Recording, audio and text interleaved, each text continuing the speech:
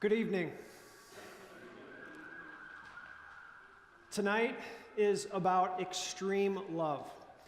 It is about the extreme love of God, but in order to fully understand and to fully grasp the depth of that extreme love, we're going to have to first talk about the extreme justice of God and how it was directed all entirely on that cross. We're going to have to talk about the extreme need that we all have for that God. And we're going to have to be extremely honest about who we are. But there is joy coming, there is peace coming, there is forgiveness coming. But we have to start with honesty. I love to eat. Raise your hand if you love to eat. I love to eat so much, and God has given me the greatest chef in the world as a wife.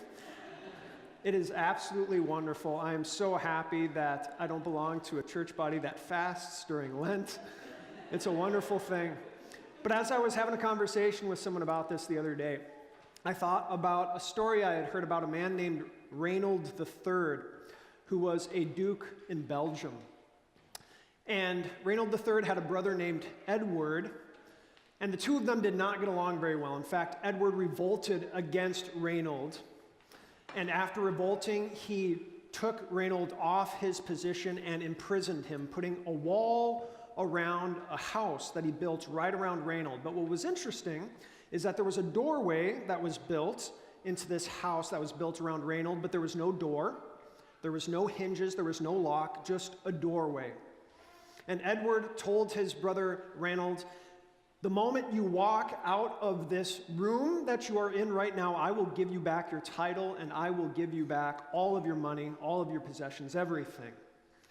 Now the problem was that Reynold was extremely overweight. And so he could not fit through that door. He had to lose weight if he wanted to get out of this room. And Edward knew that Reynold could not control his appetite, and so every day he sent to his brother wonderful, wonderful food. And Reynold never lost any weight. Instead, he actually put weight on.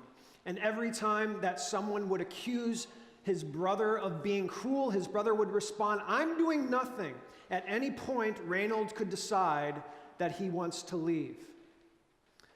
10 years, Reynold was inside that room until finally his brother died in a battle. Then Reynold was finally allowed out, and his health had deteriorated so much at that point that he died within 1 year. I can relate a lot to Reynold. And I think maybe you can too. Because that's you and me. He was a prisoner of his own appetite, and you and I, we are slaves of our own appetite. That serpent, the devil, he feeds us food every day. He brings us meal after meal after meal with his lies and his temptations. And before we met Jesus, we would just eat, and we would eat, and we would eat. I love to eat. I love to fill up. But I love to fill up on more than just food. And I am haunted by the times that I looked for peace, that I looked for happiness, that I looked for pleasure by filling myself up. And I know that you feel the same way too. All of us at times have gorged ourselves after things that we thought would bring us peace and happiness. Sex, money, relationships, success, you name it. We have looked at those things for peace and for happiness that would last, and we sit down at a meal and we say, "This time it's going to fill me up." And it doesn't.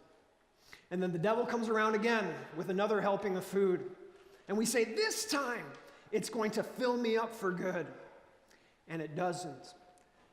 And before Christ, it happened again and again and again to you and me, and we made ourselves more and more and more unescapable prisoners of our own appetites. Good Friday is about what Jesus did about that. He did not give us some exercise regime. He was not some type of great self-help coach that yelled at us and cheered at us to change things, because he knew that the greatest self-help coach in the world could do nothing for you and me.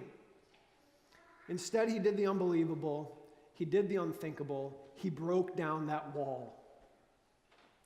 Tonight, you will hear an earthquake. And when you hear that earthquake, think not only about the very real earthquake that took place 2,000 years ago when those stones split under the people that were around that cross, but think also, when you hear that earthquake, of the own walls of your prisons, of your own sins that fell down because of what Christ did for you on that cross. Extreme love is on display this evening. And love is a pretty funny word if we think about it for a moment. Love, usually the way that it works is that you love something because there's something in that object that makes it lovable. You feel romantic love towards that person that in some way inspires that feeling within you. And we don't expect you to feel the same romantic love for every person in the world in the exact same way. There's something about that person that creates that emotion with you. A mother that loves her child loves that child in a very special way because that child is hers, has come from her. And we don't expect her to have the exact same feelings about that child with all the other children in this world. But when we talk about the love of Jesus, we are talking about something infinitely higher, infinitely greater than that. Despite the fact that there is nothing lovable about us, he loves us. Despite the fact that he has every reason not to love us when he looks at the way that we are enslaved by our own passions, he still chooses to love us. And despite the fact that we run and we run and we run away from him, despite the fact that before we knew Jesus, our entire lives were oriented in running away from him and wanting nothing to do with him, he continues to love us and he continues to choose us. He died for you because despite the fact that you are unlovable in the eyes of a perfect and holy God, he chooses to love you. This evening, you're going to see that Christ candle make its way down the middle of the aisle here, and that candle, that flame, it represents the life of Christ. And you're going to get the opportunity to take your own candle and to light it from that Christ candle. And what that represents is that right now, that candle represents you before you knew Christ, dead, snuffed out, imprisoned by your own sins, but you get to relive that moment of when he brought life into your life, when through his life, he transferred his own perfection to you through that death on the cross. Tonight is about extreme love. But in order to understand the depth and the breadth of Christ's extreme love for us, we will have to see the extreme justice of God on display. We will have to meditate on our own deep need for God. And we will have to be extremely honest about that need. But it is all so that we can talk about the hope that is in Jesus, that you are forgiven, that you are loved, that you are chosen. Amen. At this point, we are going to join together in the singing of hymn number 120. Everything that you need, though, is going to be found right in the worship folders here. There aren't going to be any announcements from now on. When the music starts back up, you'll know that it's going to be time to join in singing the next hymn. May God richly bless your meditations this evening.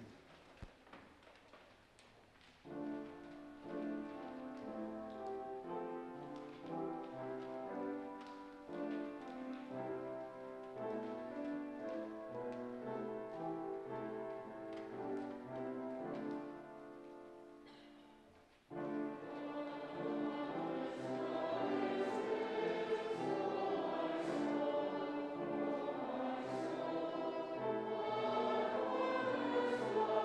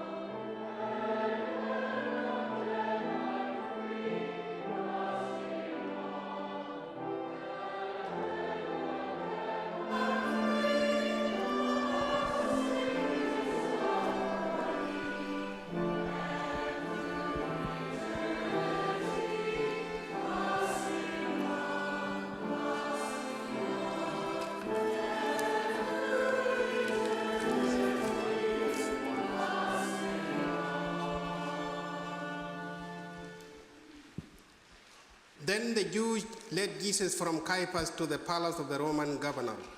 By now it was early morning, and to avoid ceremonial uncleanness, the Jews did not enter the palace. They wanted to be able to eat the Passover. So Pilate came out to them and asked, "What charges are you bringing against this man?" If he were not a criminal, we would not have handed him over to you. "Take him yourselves and judge him by your own law." But we have no right to execute anyone. The Jews objected. This happened so that the word Jesus had spoken, indicating the kind of the death he was going to die, would be fulfilled. Pilate then went back inside the palace, summoned Jesus, and asked him, "Are you the king of the Jews?" Is that your own idea? Jesus asked, Or did others talk to you about me? "Am I a Jew? It was your people and your chief priests who handed you over to me. What is it you have done?" My kingdom is not of this world. If it were, my servants would fight to prevent my arrest by the Jews. But now, my kingdom is from another place. "You are a king then." You are right in saying I am a king. In fact, for this reason I was born. And for this, I came into the world, to testify to the truth. Everyone on the side of truth listens to me. "What is truth?" Pilate asked. With this, he went out again to the Jews and said, "I find no basis for a charge against him. Barabbas. But it is your custom for me to release to you one prisoner at the time of the Passover. Do you want me to release the king of the Jews?" No, not him. Give us Barabbas!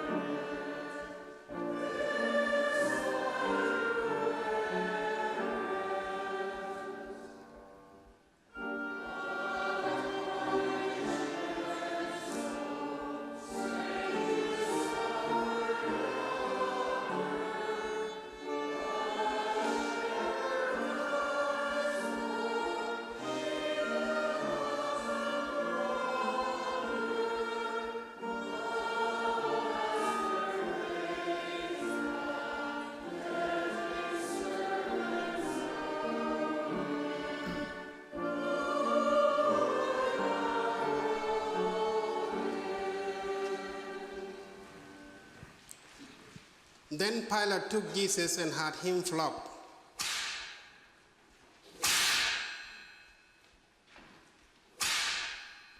The soldiers twisted together a crown of thorns and put it on his head.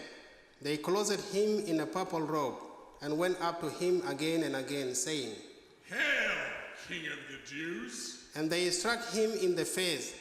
Once more Pilate came out and said to the Jews, "Look, I am bringing him out to you to let you know that I find no basis for a charge against him." When Jesus came out wearing the crown of thorns and the purple robe, Pilate said to them, "Here is the man." As soon as the chief priests and their officials saw him, they shouted, Crucify! "You take him and crucify him. As for me, I find no basis for a charge against him." We have a law, And according to that law, he must die because he claims to be the Son of God. When Pilate heard this, he was even more afraid, and he went back inside the palace. "Where do you come from?" He asked Jesus, but Jesus gave him no answer. "Do you refuse to speak to me? Don't you realize I have power either to free you or to crucify you? You would have no power over me if it were not given to you from above.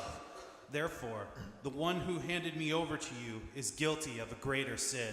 From then on, Pilate tried to set Jesus free, but the Jews kept shouting, If you let this man You go, are no friend of Caesar. Anyone who claims to be a king opposes Caesar.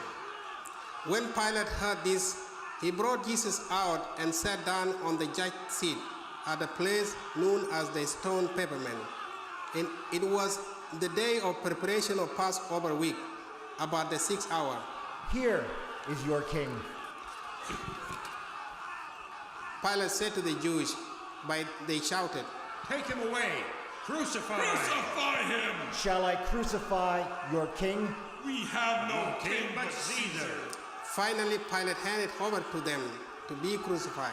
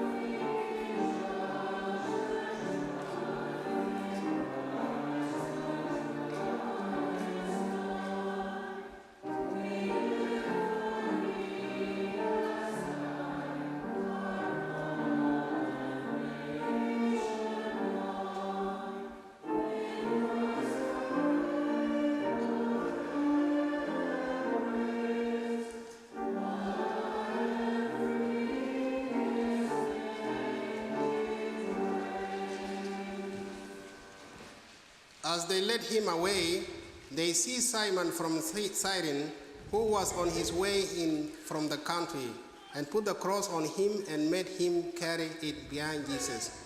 A large number of people followed him, including women who mourned and wailed for him.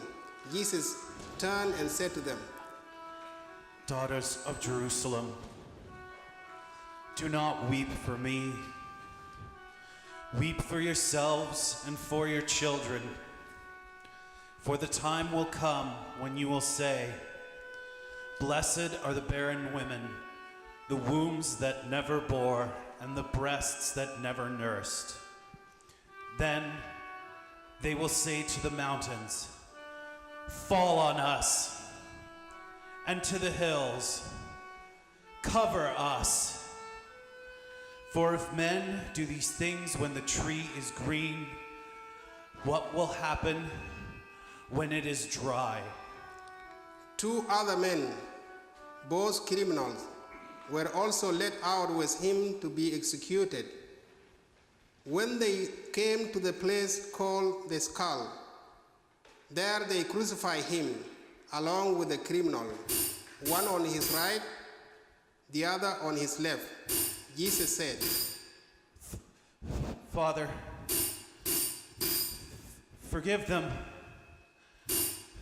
for they don't know what they are doing.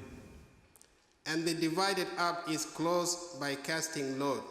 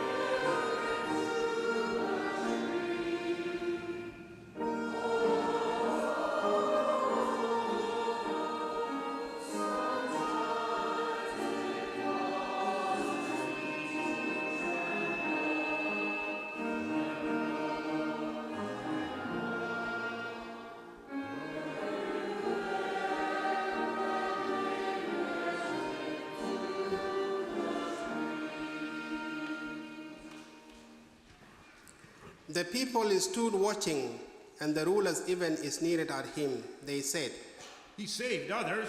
Let him save himself if he is the Christ of God, the chosen one.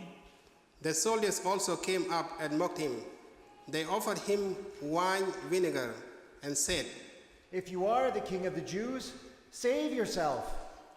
There was a written note above him, which read, This is the king of the Jews. One of the criminals who hurled insult at him. Aren't you the Christ? Save yourself and us. But the other criminal rebuked him. Don't you fear God, since you are under the same sentence? We are punished justly, for we're getting what our deeds deserve, but this man has done nothing wrong. Then he said, Jesus, remember me when you come into your kingdom. Jesus answered him, I tell you the truth. Today, you will be with me in paradise.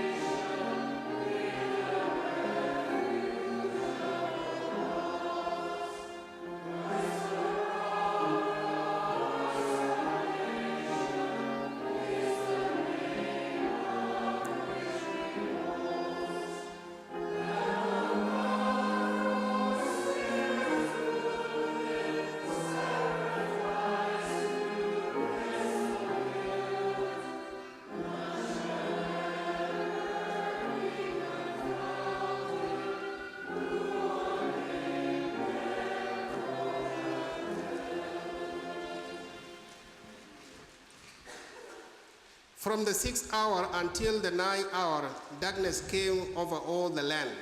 About 9th hour, Jesus cried out in a loud voice,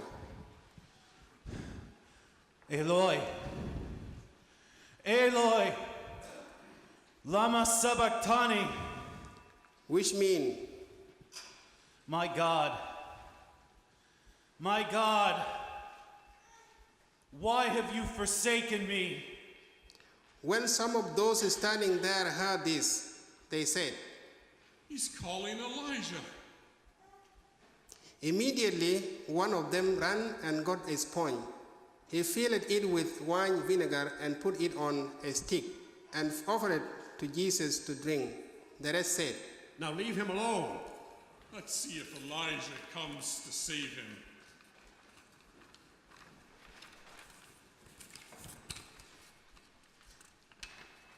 During the singing of this next hymn, you're invited to come forward with your candles.